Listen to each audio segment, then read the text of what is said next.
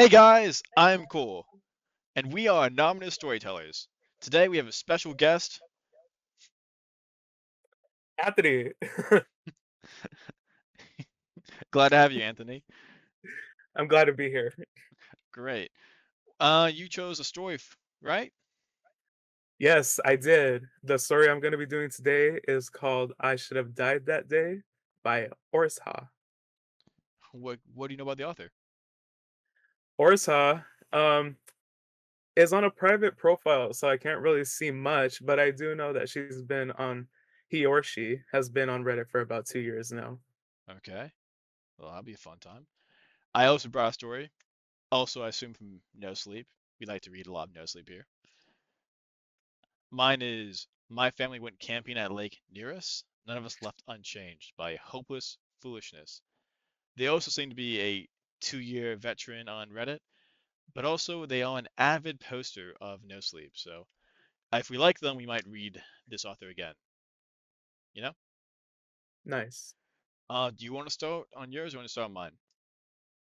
Uh, let's start with yours. Okay. We'll do the typical style then. All right, let's get into it. My family went camping at Lake Nereus. None of us left unchanged. When I was young, camping was the one thing that everyone in my family enjoyed.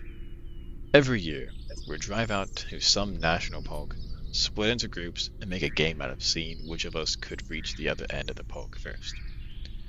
No matter the weather, no matter the terrain, we always had the time of our lives. But when I turned 10, my grandfather suggested a new location for our annual trip. One that none of us had ever heard of, Lake Nereus National Park, Oregon. I camped there all the time when I was younger. Graham told me as we packed for the journey. There's no tourists around this time of year, nobody to get in the way of the fun. It'll be a real adventure. None of us knew anything about Lake Nereus. It wasn't on any maps we could find, nor was there any record of it even existing. But Graham somehow had maps of the area ready to go, and he had never steered us wrong before. So all 8 of us took the drive to Oregon, winding along endless byways and mountain passes until we finally parked on the side of a lonely dirt road at the very edge of a huge stretch of dense forest. Beyond the trees lay a vast, becalmed lake with waters black as oil. As always, we divided up the family into teams and set off along different routes to see who could reach the northmost campsite first for the big fireside party. Grandpa teamed up with my parents for the easternmost route. My older brother Sebastian teamed up with Aunt Marcy on a northern route along the shores of the lake, and I was teamed up with my elder sister Nina and her boyfriend Jason as they made their way west. There had to be a Jason. It just makes sense. Of course, there's a Jason in the middle of the woods. I'm just saying. If he's not the killer in this story, then I'm gonna throw my hands. Oh no, he has to be. He has to be. Yeah. Okay. Once we collected our compasses, supplies, walkie-talkies, and maps, we marched off into the forest, ready to rendezvous at the north end of the lake. However, about half an hour into the trip, I realized that my map was slightly different from the others. Where Nina and Jason's copies were showing straightforward locations and distance, mine had been graffitied, seemingly random areas that had been circled and labeled. Beasts, gluttons, seclusives, tricksters, and apexes. I tried to tell Nina and Jason about it, but they weren't in the mood to listen. Nina was grumpy at having to play babysitter to me, and Jason was practically itching with impatience for the moment that when he finally have some precious alone time with his girlfriend. So they ignored me as we marched uphill through the sparse end of the forest that bordered the western shore of Lake Nereus. The first night we stopped right on the edge of the zone marked beasts on my map, and after setting up the tents and cooking dinner, we went to bed early. Or rather, I went to bed early. Nina and Jason had plans for an after-dark walk through the forest ahead, but the map's warning has spooked me, so I decided to stay behind. While I slept, they went off to enjoy the privacy in the depths of the forest, inside the beast zone. Wow. Wow. This is like, in any horror movie, like, this is like, okay, that's first death right there, right? Am I crazy? No, yeah, they're gonna die. They're almost asking for it, honestly. Right? It's like, oh, yeah, I just want that alone time with my girlfriend to do inappropriate things to her. Oh yeah, no, you're immediately gonna get a machete in the back view.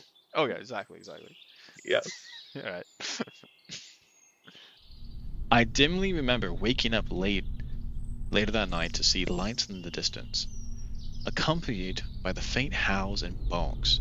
But once the glow and the noise faded, I drifted back to sleep almost immediately. In my defense, I was like really tired. You don't understand, guys. I was so tired. I like how it changed, like how he spoke in this one sentence. You know, when Nina and Jason came back the next morning, I knew at once that something was wrong. They left shirt buttons undone, boots unlaced, jackets left hanging off one shoulder, and neither of them seemed to notice. So they had sex, right?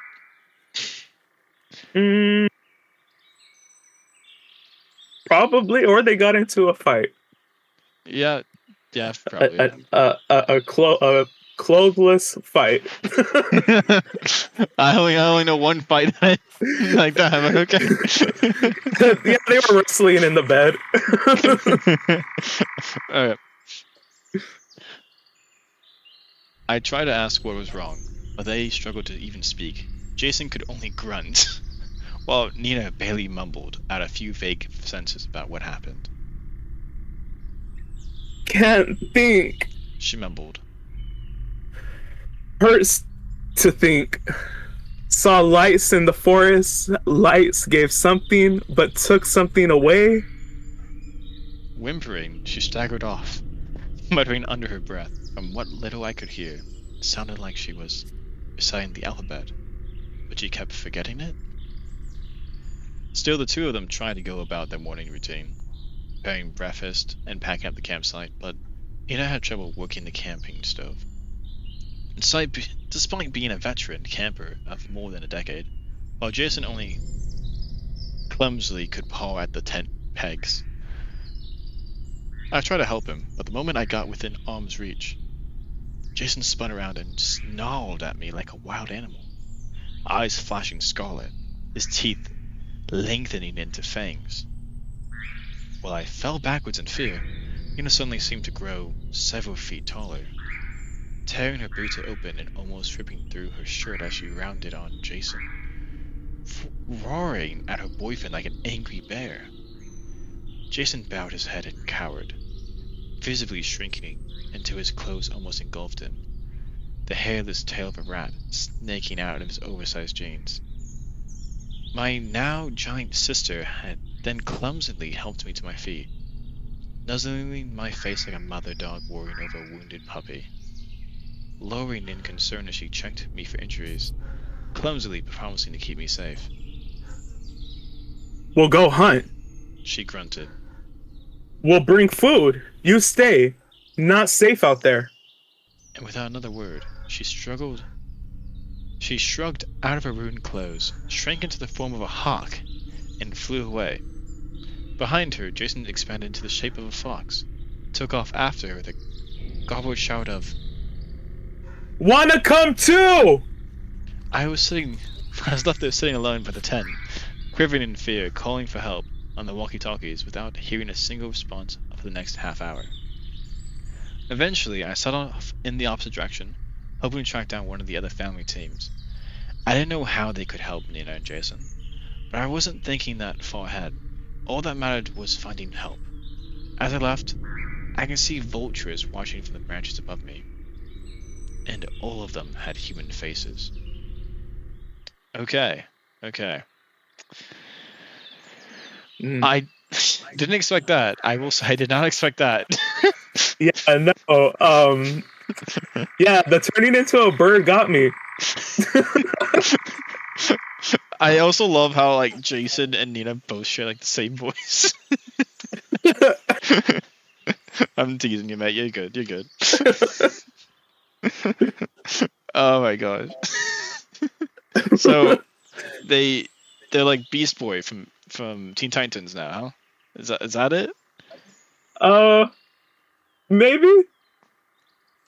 But that's not really scary. Like, it's gonna get scary, right? Like, it's the tease, right? We'll get into it, yeah. Yeah, it's coming. Yeah. Okay. We're only in the first act. Yeah. Okay. Okay. Let's continue on. It took hours for me to return to the starting point, and even longer to find Sebastian and Marcy's planned route.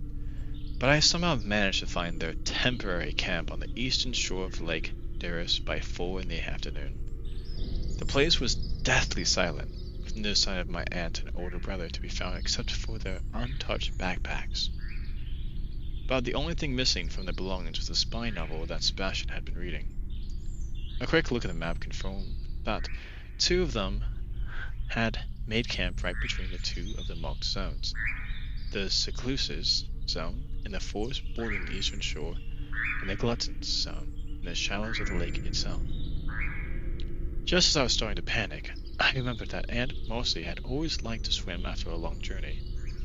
Hoping that she decided to take a dip in the lake to cool off from the hike, I made my way to the shore and called out to her at the top of my lungs, praying that any minute I'll see Marcy striding out of the lake, maybe a little surprised to see me out, but otherwise unchanged. Instead, I found myself alone on the shore except for a huge elk that had stopped to take a drink from the murky water. And then I caught a glimpse of movement around ankle height and saw something wiggling through the shallows towards the elk. At first, I thought it was just a leech, up until I realized that it sprouted a tiny human head, no bigger than that of a Barbie doll. Hungry! It shrilled at a helium pitch.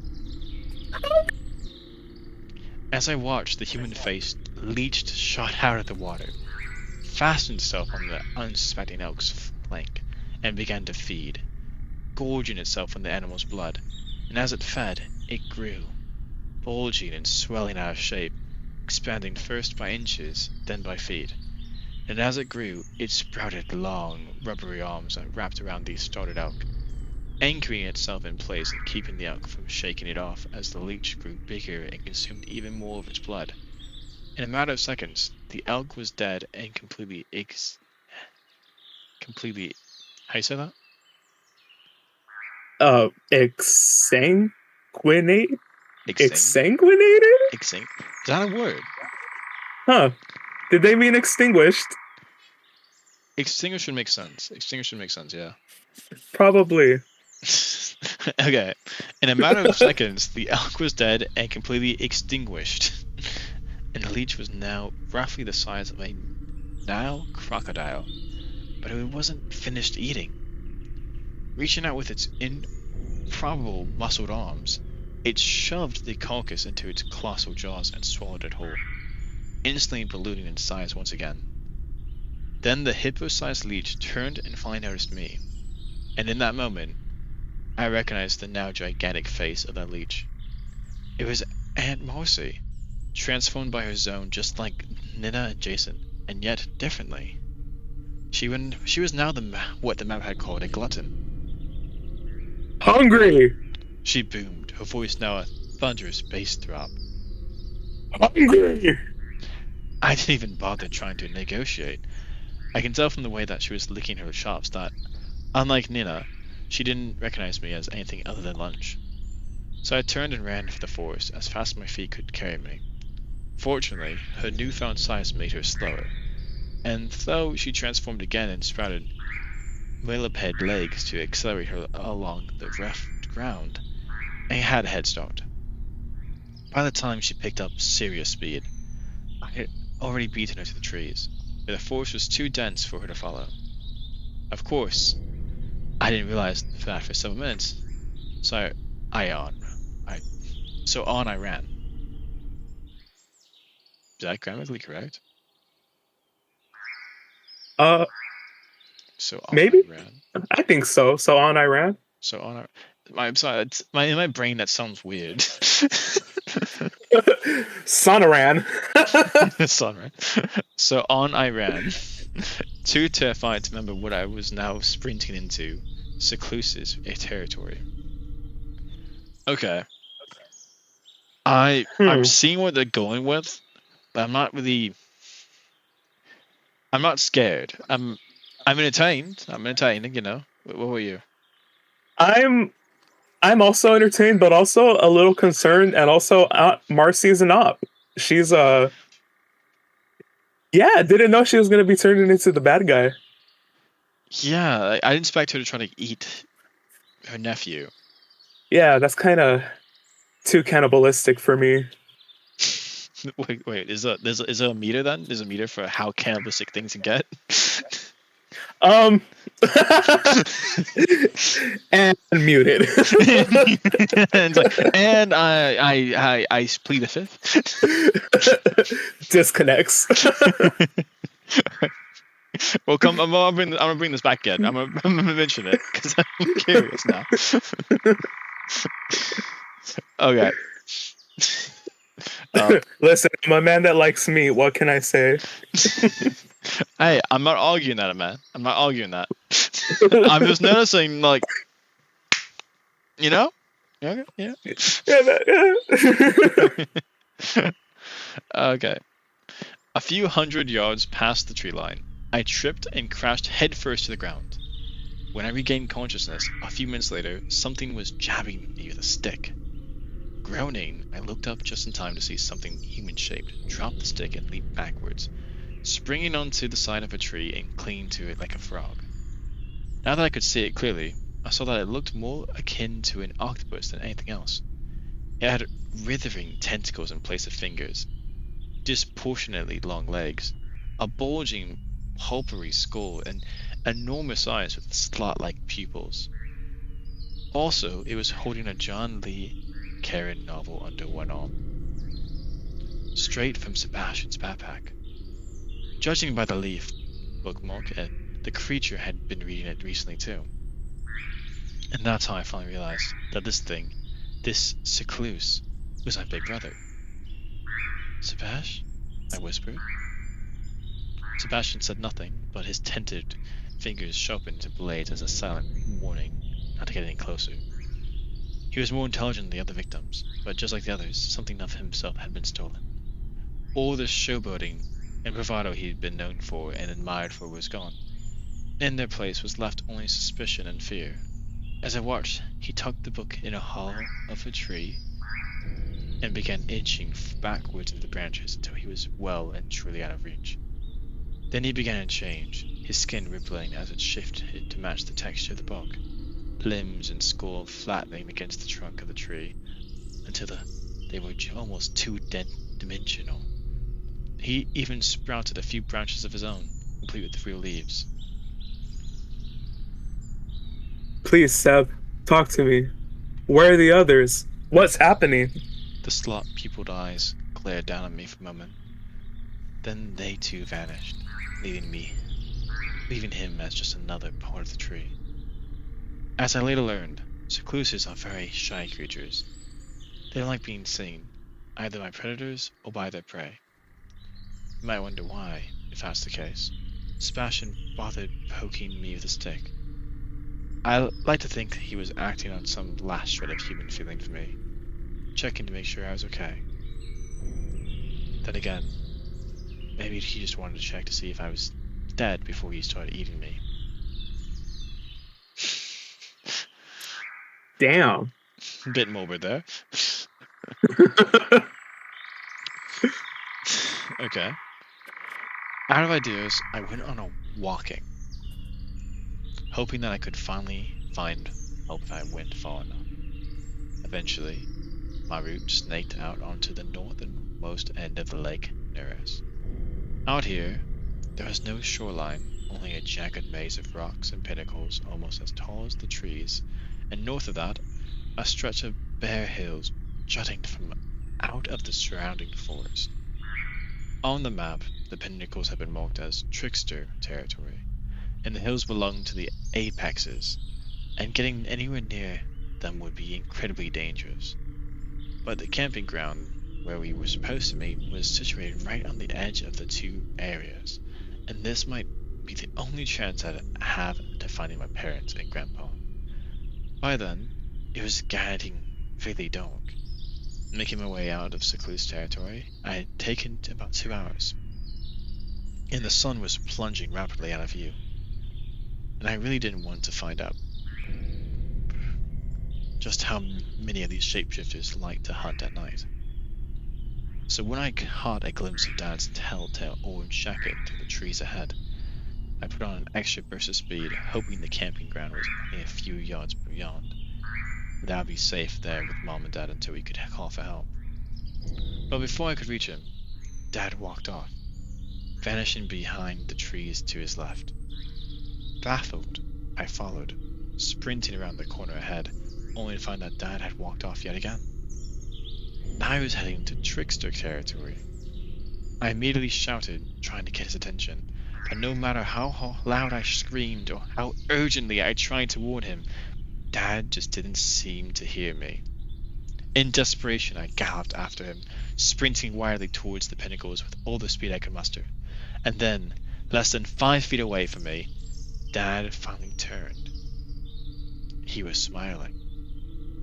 But then, that's far too short and simple a word to describe the hideous grin he wore in that moment. Real human smiles don't literally stretch from ear to ear, and they usually don't sport long, needle-sharp fangs. And his eyes were no longer their usually murky brown, but a gleaming, luminous gold. As I skidded to a halt, Dad changed. His body shifted into a dazzling display of transformation, sprouting giant feathery wings from his shoulders, his body stretching and bulging in ludicrous as he took on the shapes of cartoon characters. His head suddenly a blurring collage of faces from everyone in our family, including me.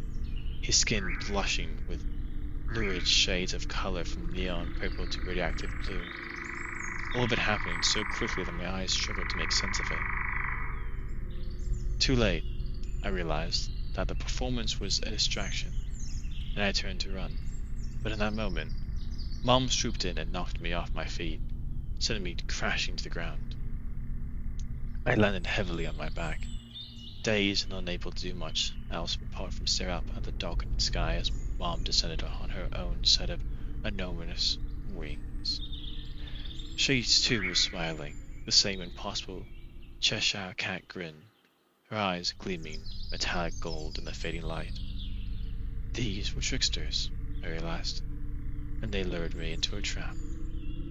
Together, she and Dad grabbed me by the arms and began dragging me away, towards the distant hills of the apex zone. At the point, something inside me broke. I didn't know what they were going to do to me, but I knew I couldn't endure another minute of this nightmare, least of all out of the hands at my own parents. So I started to stop, begging for mercy, with all dignity thrown to the wind.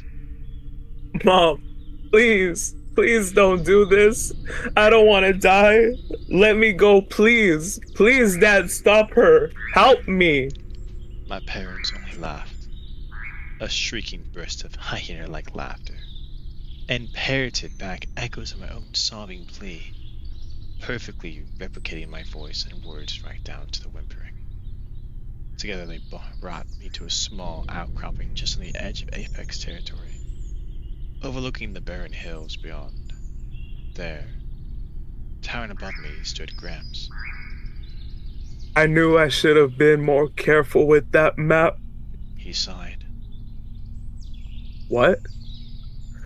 Not a mix-up I would have made in my younger days. I'm definitely losing my touch. Still, no use crying over spilled milk. And you made good use of the map. Perhaps you belong here instead of in Beast territory with Nina and her idiot boyfriend. For a moment, I could only stare. You knew this was gonna happen? I whispered, Of course, I told you I've been here before, remember? I found it only by accident when I was young, and ever since then, I've been exploring it. Not that it's been easy. Lake Nereus is only accessible for 3 days out of every year, and for the rest of the time, it's gone from this world. Then why did you bring us here? Because I wanted to share it with you, said Gramps, as if it was the most obvious thing in the world. There's power in this land.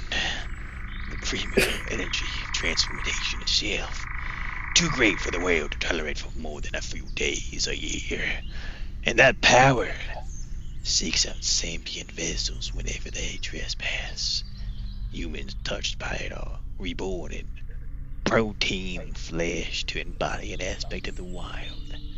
Animalistic simplicity. Endless hunger. Watchful solitude. Primal cunning.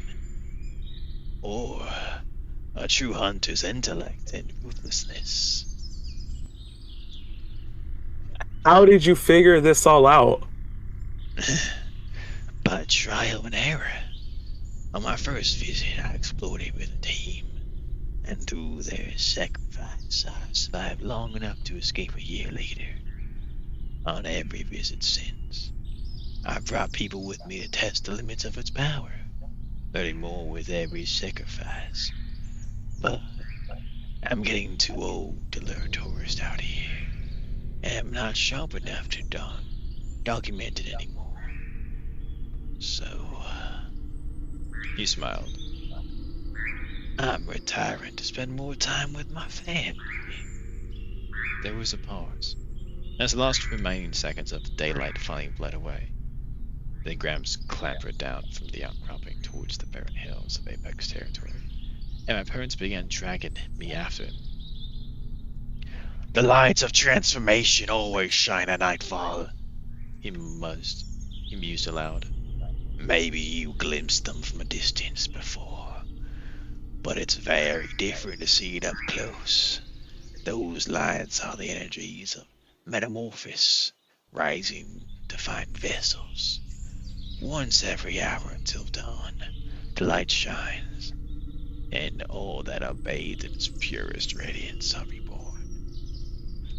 By then, I was crying again, but Gramps just scoffed. Don't be such a drama queen, Johnny. It's not like I'm killing you.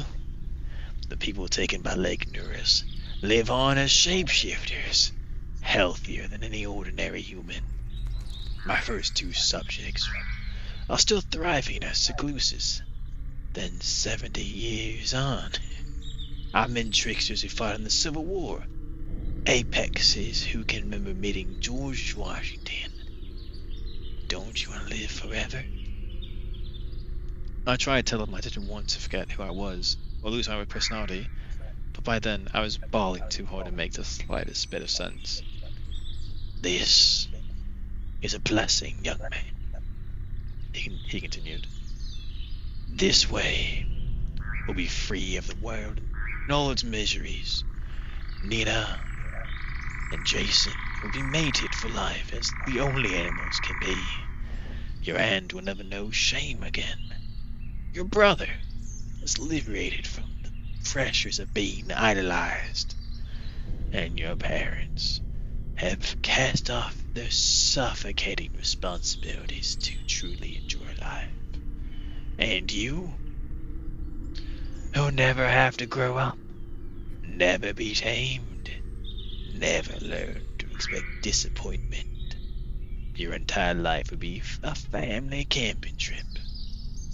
Ahead, a faint, pale glow began to ripple across the hills. But what do you get out of this? I sobbed. Gramps just smirked.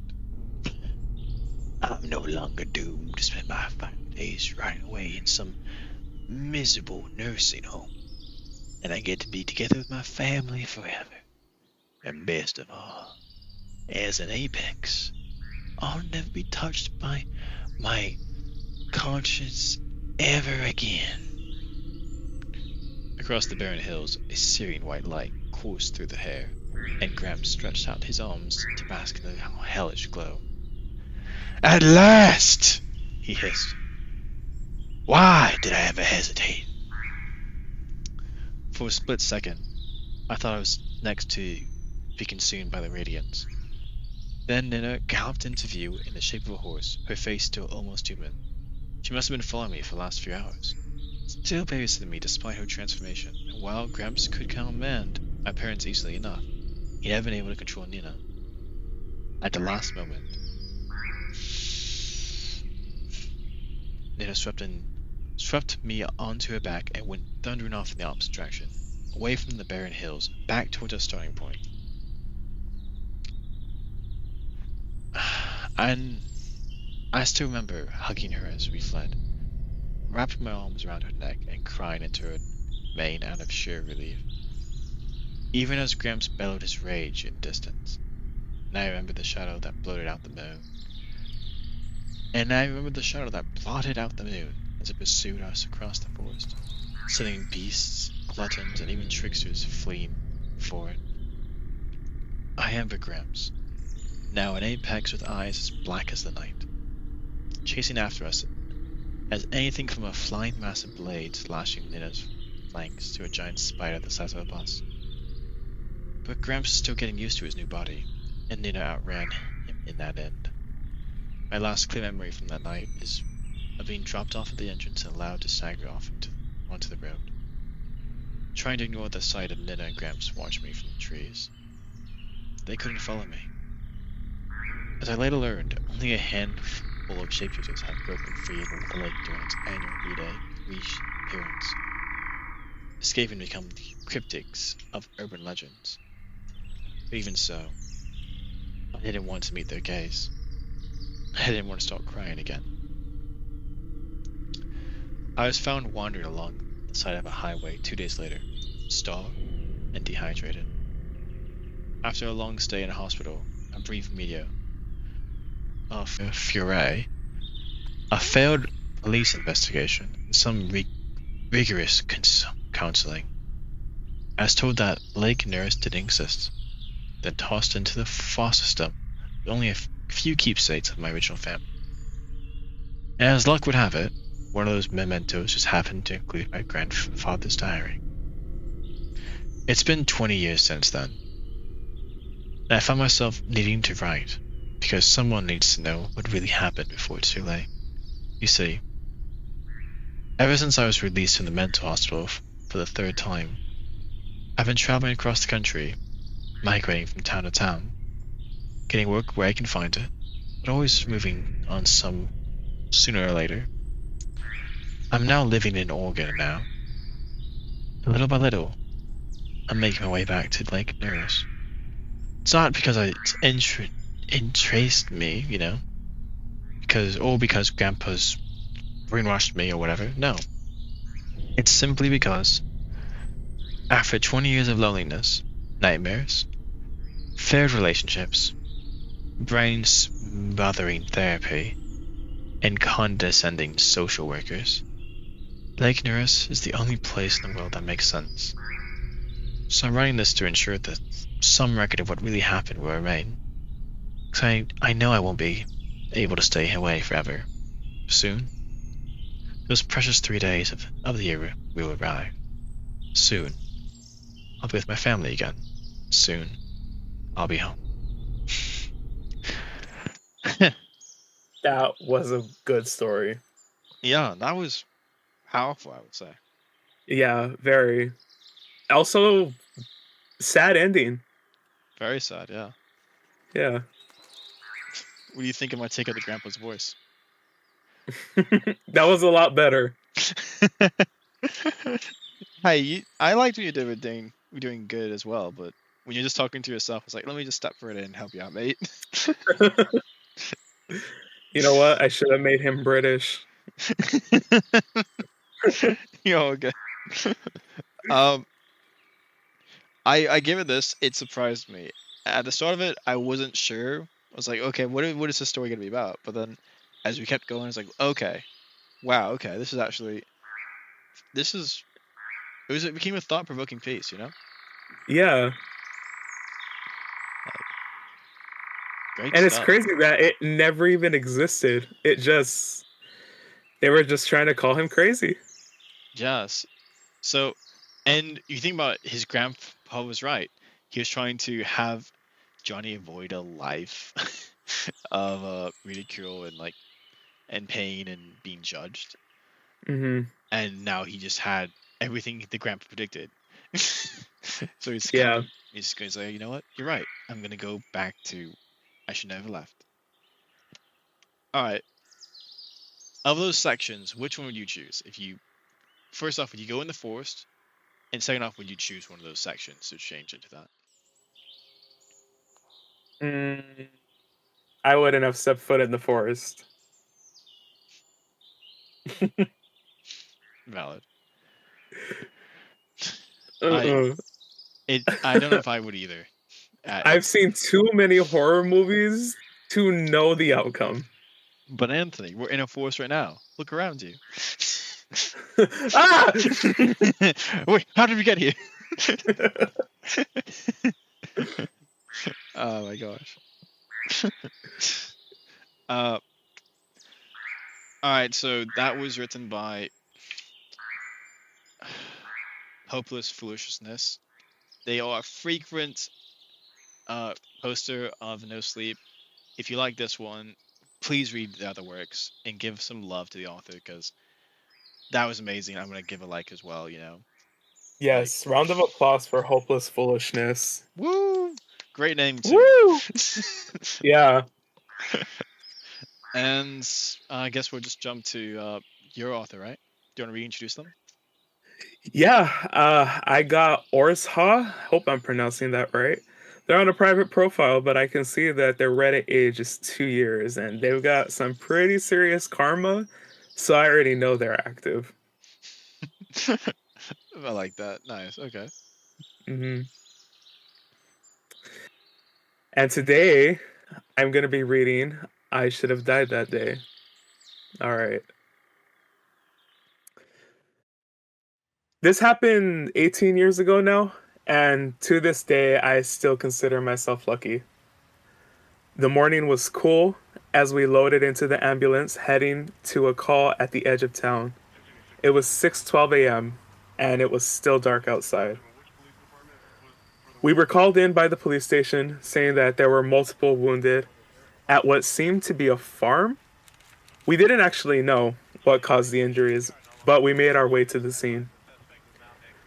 The address took us to a dirt road that led us to a home that had 2 police cars outside with their lights on. But we didn't see any other officers posted. There was no one there. The home was attached to the farm that seemed to be either deserted or just really, really old. But my main focus was on the cop cars out front. Typically, when they were called out to a scene, there is at least a police officer guiding us to where we needed to go. But this time, there was no one. A situation like this could be dangerous. Could be heading into danger and not knowing it. The home's front door was open, but there weren't any lights on. But there seemed to be blood on the front porch that led into the house. Having been in the field for 18 months, it was pretty hardened by multiple calls, with car crashes and even a triple homicide. But something about call was different. For the first time being on call, I was actually afraid. I decided that rather than just sitting around, that we should enter the home and try to find the injured people. I slowly entered the home with a flashlight and a medical bag. The blood that was on the porch led into the home, and up the stairs, I made my presence known, but I got no response. I tried the lights, but they didn't work. What was this place? As I searched the bottom floor flues, I started to hear muffled sounds coming from upstairs. It sounded like something very heavy being dragged across the floor. The other paramedics that were now with me also heard the sounds upstairs, but they also seemed to feel scared. We heard the dragging sounds continue upstairs, slowly moving to the top stairs. Not thinking, I began to walk to the stairs to see if there was anyone there. The blood on the stairs was thick, and it made it slippery since the floors were made with wood. I shined my light to the top of the stairs, having no idea what to expect. I slowly continued forward, with the other paramedics behind me. We were halfway up the stairs when we saw a hand pull forward. A policeman who was on the ground. He continued to drag himself on the ground, revealing that his lower half was missing. "Get out of here before it sees you," he said with extreme pain. My medical training must just kicked in as I ignored his warning and I rushed to his aid. At the top of the stairs, I could see what remained of the officer and the trail of blood that he produced that came to another set of stairs leading to what appeared to be the attic.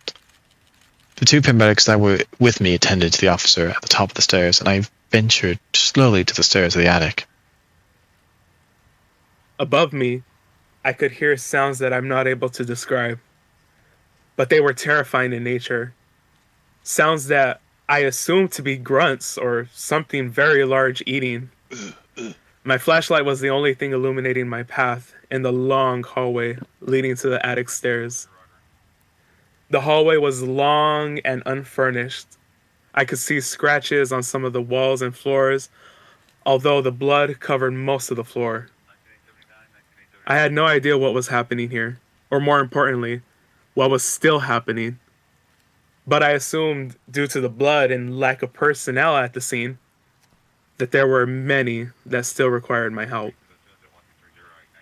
I've experienced violence before while on duty.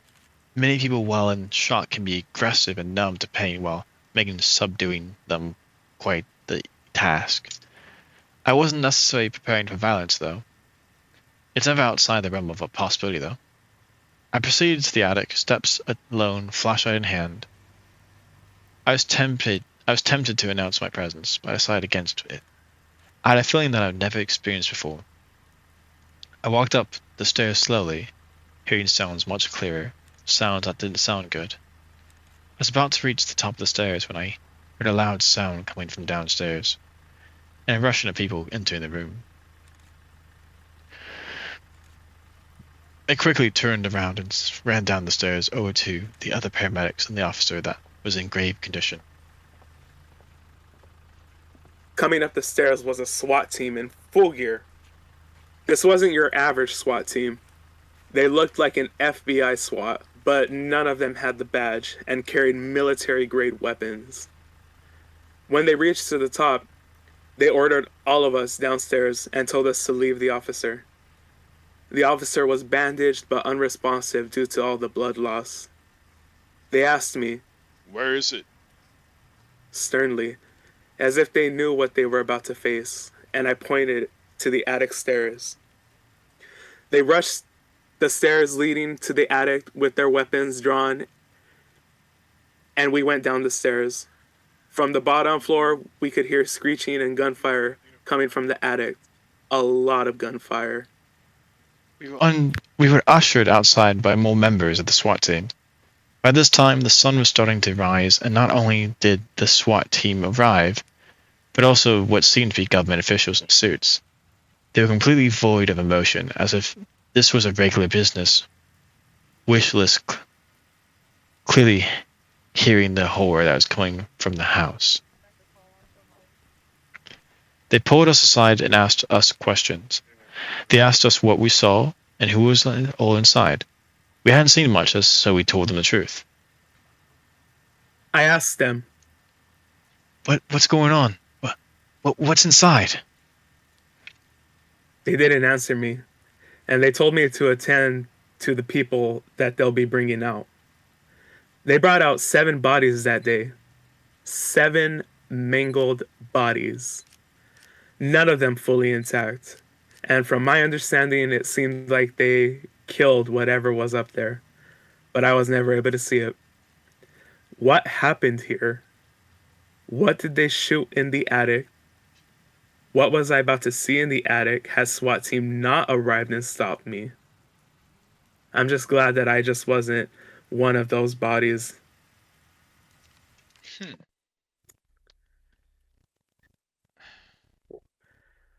I see what they're trying to do. Yeah, I think I Sadly, do too. Sadly, I think it never got to the point where it became terrifying. I think it needs more descriptive words or Yeah. like you know what I'm trying to say? Oh no, I get you. And not only that, I kind of wanted more. What is this monster? Like describe it to me. I wanna feel this entity. Yeah. Or build the tension. If if we're never gonna see it, use the atmosphere. Make the Mhm. house, the stairs, make that your character. Tell us like every time I stepped, I felt the shuddering of the wood, like Yeah, breathing, like like, you know and I'm all for like, blood on the floor, but that's every crime scene. exactly. It's like what makes this different? Was it wrestling Exactly. blood? Like we're Hmm. coming in as a medic person. We're paramedics. We're supposed to be trained professionals. What's our mindset? Yup. What makes this call so unique? Other than okay, we have 7 bodies. That's terrible. But the way it's written, it feels like okay, 7 bodies. It's like It was Man Bat in the attic the whole time. This is Man-Bat. actually Bruce Wayne writing. oh, I see. Like I think I like the idea. I think she or him needs to sit with this for a bit. Hmm. Because I think the start of it was decent, right? But it felt like they got caught in a thought and they didn't know how to take it through and tried like okay, and they kind of just botched the landing. You know what I'm saying? Hmm. Like Yeah, there's a lot of questions to this, like why was SWAT called? Who called Yeah. SWAT? You know? yeah, we have 2 comments on this, right? Comment is alien or cryptid research gone wrong. It's gotta be. Another one is not gonna lie, it's giving me one of those sci-fi government experiences gone wrong situations.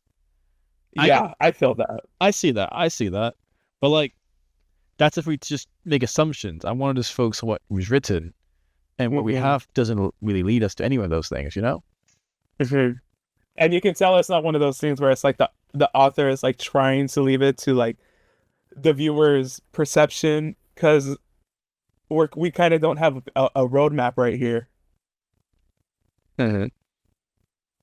This was posted 25 days ago. Yeah, based off this. Was it? Yeah, 25 days ago. Oh yeah, it was. So this is the first works. This is the first thing they've posted.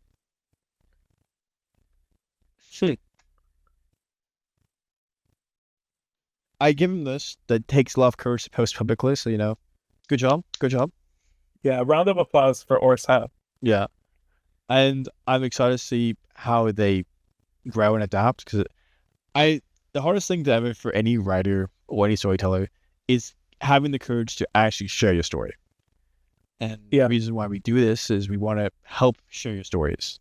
And we this is not us criticizing your work and all that. This is just our thoughts. And we do hope you keep writing and keep giving us amazing stories because this is a decent story. You have a Mhm. great character here. We want more of it. So we're like, oh hey, maybe play with this. So Yeah. if you end up watching this, listening to us, we're not trying to be mean. We're not trying to like bash on you. It's just we like what you got here. We want you to expand it. Mhm. Yeah. Give us 50 mangled bodies. Describe how Mango. Just tell me the one arm's just like shoved in the guy's throat and just like give Yeah. us like body horror mixing. Go and They just give us. started sewing different human body parts together to make a monster, and it came to life. Yeah, that'd be pretty interesting. Yeah. Yeah. So, but still, great job for posting. Like that is the hardest thing I say for people. Is getting your Mhm. words out there. Like, I say for Anthony and I, hardest thing for us to do is having the courage to post us talking about stuff. Am I right? Oh yeah, I can yap all day, but to post it is hard. Ah, yes. But anything you want to add before we close up shop on this beautiful recording? Um, nope. Just want to say to anonymous storytellers, I'm happy to be on the channel. Um, and I hope to be on it again. Yeah, you're always welcome, mate. You're always welcome. And also, a round of applause for Anthony for helping me edit these. Oh Woohoo! yeah. Yay! Well, I'll just have to look back at this later and add actual applause. Woohoo! It's gonna be the Disney Channel sounding applause. Oh, great. I'm gonna put an insert face palm here right now. All right. Well, thank you for listening or watching. Please give us a like, subscribe, and as always, we are anonymous storytellers.